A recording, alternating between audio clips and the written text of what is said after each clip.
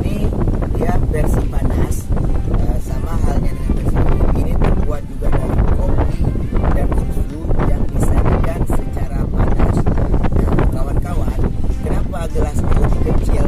Karena penyajian dengan minuman yang panas ini kita tidak perlu banyak-banyak ataupun terlalu besar, karena dengan penyajian yang panas ini kita sensasinya itu lebih dapat, kawan-kawan. Dan saya juga akan menjelaskan bagaimana cara kita minum dari minuman ini, kawan-kawan.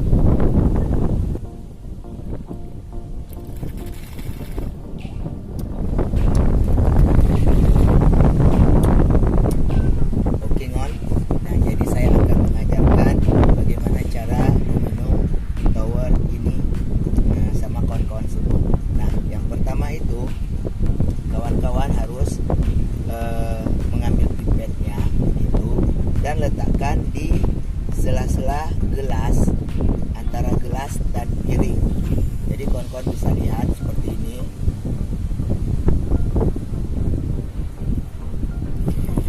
Setelah itu ditiup, kawan-kawan. Nah, setelah pipetnya ini diletakkan di antara sela gelas dan di atas piring, itu baru ditiup sehingga keluarlah gelembung seperti ini, kawan-kawan.